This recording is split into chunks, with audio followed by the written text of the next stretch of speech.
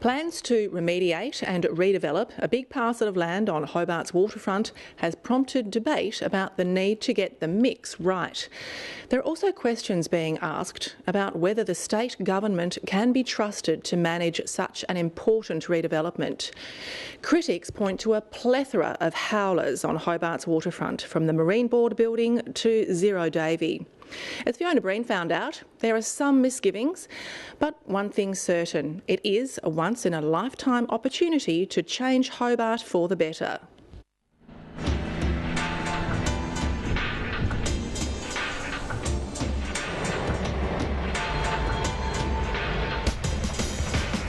It's a development site without peer in Tasmania. 8.5 hectares of flat land on Sullivan's Cove, walking distance to the city. It contains a rail yard, a cement works, cold store and a container shipping hub. This space is far bigger than people think it is.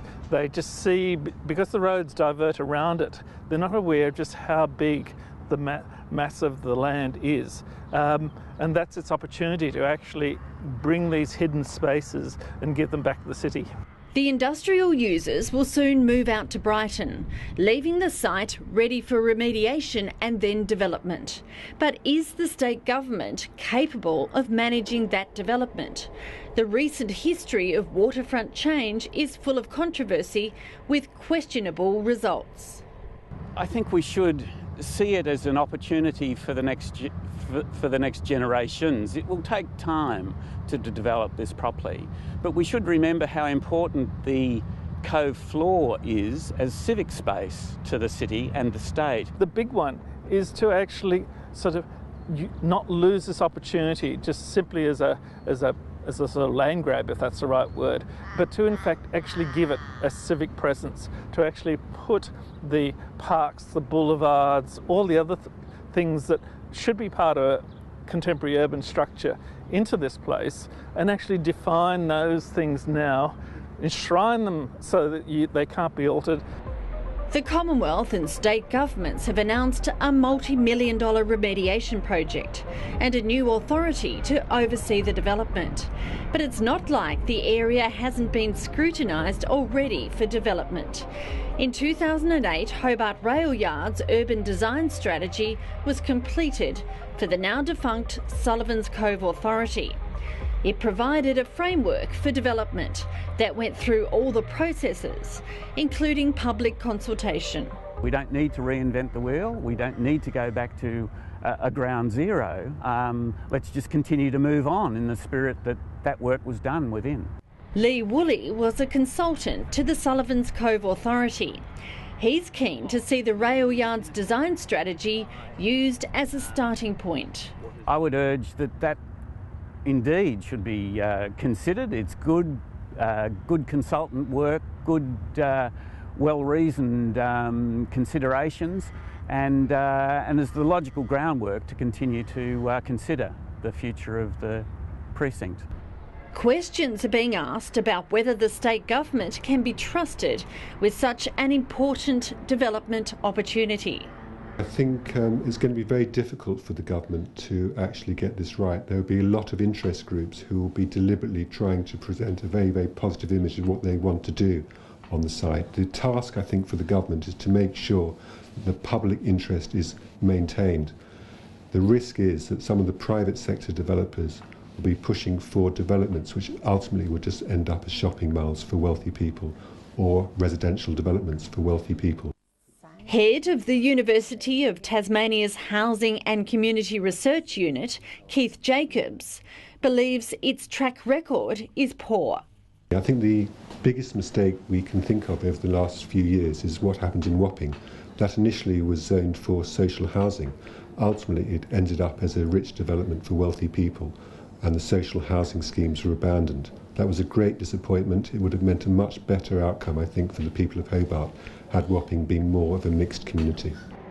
It's already copped criticism for appointing a public servant, former Deputy Secretary of Economic Development, Liz Jack, to oversee the new authority.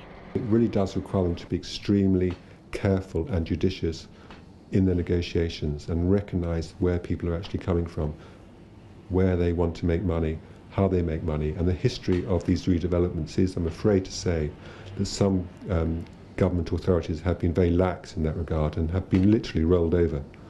And I think the example I gave before in terms of Wapping would be a prima facie example. Tasmania's Planning Institute is wary of such a big development, particularly when the capital city strategy prepared by the former state architect is still in draft form. I understand it's moving, but it's certainly not progressing at the speed that we'd like, and it's certainly not being funded to the degree that we would like. $50 million is a large sum of money, and the amount that we would be looking to have invested in the capital city plan is really a small fraction of that. The Commonwealth made the plan a requirement for future funding to make sure both tiers of government had a long-term vision for the city. I think that's the importance of locking it into the wider planning for the city to ensure that we don't have uses on this site competing with uses in the city centre or in other parts of the city.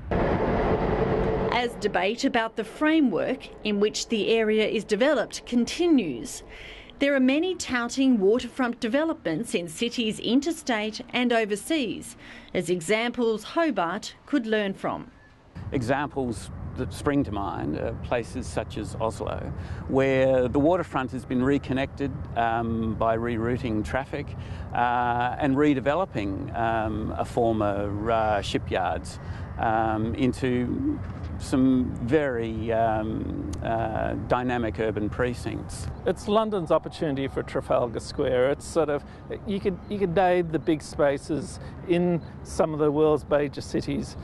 This place could get a version of that suits Hobart. Many of those are made up of private and public development and open space. There's hope the rail yards will have a similar mix.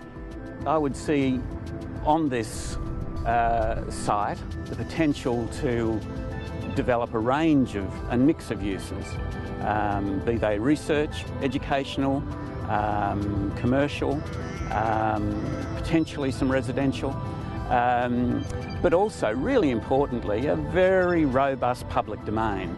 Very intelligent, well-designed public spaces and streets and connections that actually link up those things that we all expect as a thriving city: light rail, connections potentially, public transport and the like.